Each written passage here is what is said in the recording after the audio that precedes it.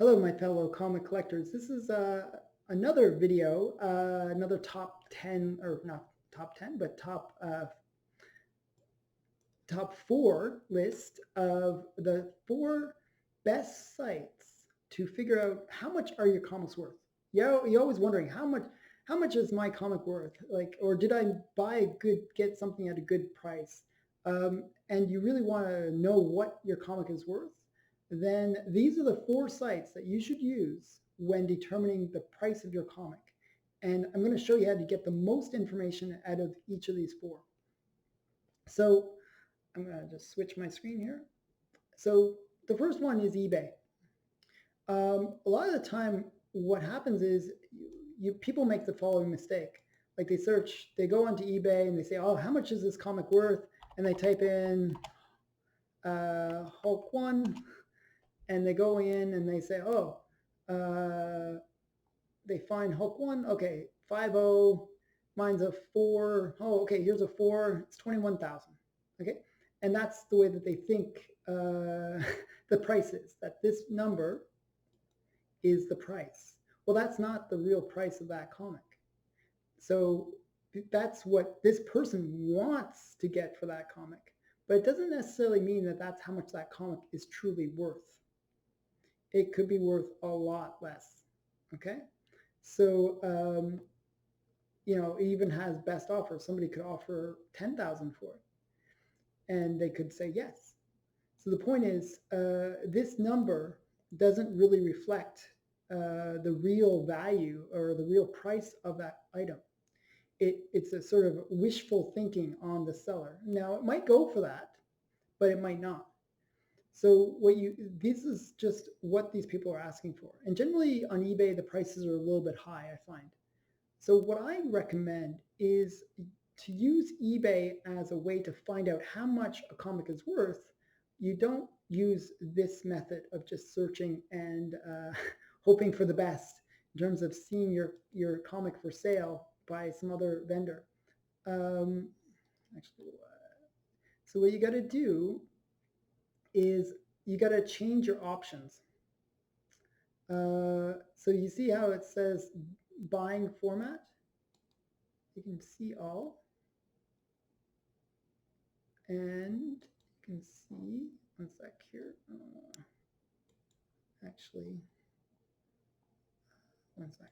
I gotta show you where to look. Okay, it's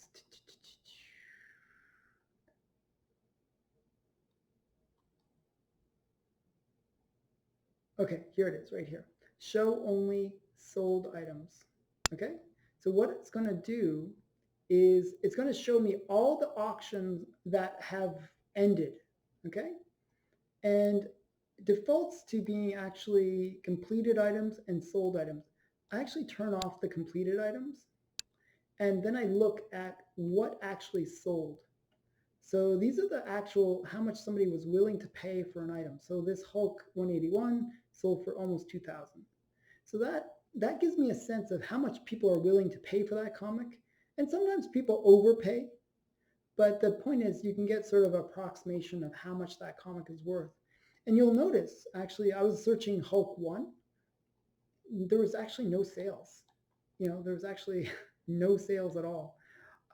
It's a very rare comic, and not many people have that kind of money to be buying that expensive of a comic. But what you can do is you can search. Generally, eBay has the largest number of sales, so you can generally find approximation of the value. So again, to do that, go into show only and then sold items. You can also do completed items, but completed items will show items that have ended, but it doesn't necessarily mean that they sold. So just be aware of that. And also one other good thing about eBay is it shows when these sold. So this sold on December 27th. It's always good to know when that last sale was, because then you can use that as a reference point to how maybe that comic book is trending. So for example, let me pick something that's a little bit more common. Hulk 181 is like one of those comics that sells a lot. And you can see, and you can even do it by grade. You could say, well, I really want to know how much a 5.0 would sell for, because I have a 5.0, let's say. And then I can see this sold December 22nd for 2,800, 2,200, okay, 2,700. So you see that there's a bit of fluctuation in terms of pricing, okay? And you can see how that comic is changing over time. So, back in October, it sold for 24, and you can even go further back, you can go back as far as you want to see how that price of the comic has changed over time. So that's something I usually do, just to see what that trend is of that comic and if I'm getting good price on that comic. So I know how much to bid when I'm bidding on a comic. Generally, what I want to do is get cheaper than when people bought it in the past, right? So, but that's usually not practical because comics go up in value. But that's the goal, to get as good price as possible. So that's eBay. That's the trick that I use on eBay, is to kind of look at that past auction history. Another site that I look at is GoCollect. GoCollect is a really, really great site, because what you can do is you can do that same search, Hulk 181, and it tells you, okay, this is Hulk 181, first full appearance of Wolverine. It tells you the year and how many sales. 5,000 sales gives you the fair market value, FMV, is 45,000. And what it'll do is it will tell you all the pricing based on the grade, which is very, very useful. And it tells you how many sales based on each grade. Now, if you have an actual account, they will actually give you, you can see you have to sign in. You have to pay for that. But the free version will show you all this information. On the golden age or more rarer books, they might not have this kind of information. It's usually on books that have a lot of sales, just so you know. But for the most part, pretty much most of the major books you'll find in here. And you can find out what the fair prices are. One thing that you have to be a little bit careful about, if you're buying a restored or a qualified grade where it's a green label, it won't necessarily tell you what that is, because it's like, well, sure, it's a 5.0, but is it restored or is it green label? Well, this is all sales of a 5.0. So it's not always accurate in terms of what that price might be for that 5.0. But generally what you can say is, okay, a 5.0 is worth 2,500. Okay. If you had, the paid account, you could find out how that price was actually based on the grade within that grade, which is, restored or blue label or a green label. So another thing that I really like about it is it shows the census. This census is really, really useful because you can see how many books there are. There's 13,000 of Hulk 181s. It's a very common book. In some ways, kind of overrated because of the fact that there's just so many of them. And if you look, though, there's not that many 9/8s. There's lots of lower grades. Okay. So this kind of information really gives you an insight in terms of, how rare that book is, how valuable that book could be. Very useful. Another thing that I like is it does a quick, search for you to find places where you might be able to buy that book. So you can quickly look, oh, it's listed at, let's see, this one is a 4.0 signature and it's 5,000. Oh, that's 3,000 higher than the actual fair market value for it. Maybe not a good deal, and you can do that kind of quick analysis where you can sort of say, oh, is this a good price on eBay? Like this one's 5,500 for 7.5. Oh, 7.5 should sell for about 3,700. It sold in November for 3,700. So that that price all of a sudden doesn't look so appealing when you know what the fair market value is. That's why I always say don't necessarily buy on eBay because it's the prices are a little bit high. But yeah, these are just a very useful site. Another site that I like, and this is more for finding cool comics to buy, or but not necessarily really about values in terms of like what is the actual fair value, is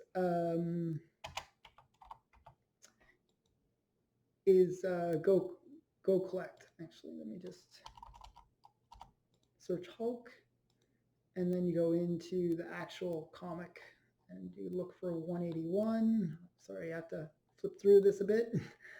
And they will give you sort of this kind of information for first full appearance of Hulk 181. So this is Key Collector Comics. It's kind of a good site.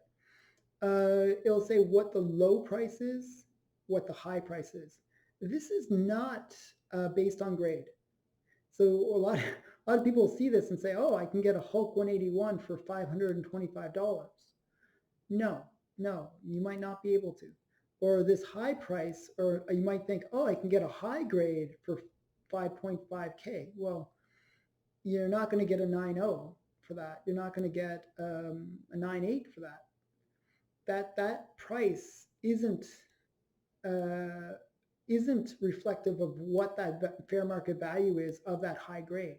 It's just what was the highest price recently paid for a comic and what was the lowest price recently paid for that comic. So if somebody bought like a 0.5, maybe restored, green label, just barely anything left of that comic, maybe they, or a page of that comic, maybe they paid $500 for it. You don't know what this low is. It's just that was the lowest price that somebody paid for a Hulk 181 comic of any type. And this number, you don't really know what this number represents. It could be a 5.5, it could be a 9.8, it could be whatever. You don't know what this number is. It's just the highest price that somebody recently paid for a Hulk 181. So these numbers, not the greatest, but it gives you that kind of ballparking of what you can expect to pay for a comic. Not always accurate though. That's why I sort of use the site tentatively. But the thing that I really like about Key Collector Comics is that you can find, oh, these are all the key issues from Hulk. That's very useful. You know, I wouldn't have known that 172 had the origin of Juggernaut retold. That's kind of useful to know. You know, so you can maybe sometimes find a little gem that you might not have known about through using this search. Another thing that you can do on GoCollect, Key Collector Comics, I should say, is they have like all these kind of cool things. They have hotkeys, they have spec deck, they have all these kind of cool things. They have upcoming movies, so they can kind of guide you to key comics that might be ones that were under your radar or just didn't know that, you know, you didn't know that existed, or that should be maybe spec'd on or bought.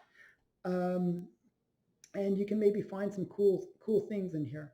You do have to subscribe to get some of these things. I think the top trending, I think you can get for free. See, you can get. I don't have a paid account, and you can get in here for free and see. Oh, what are the key comics that are, you know, coming out.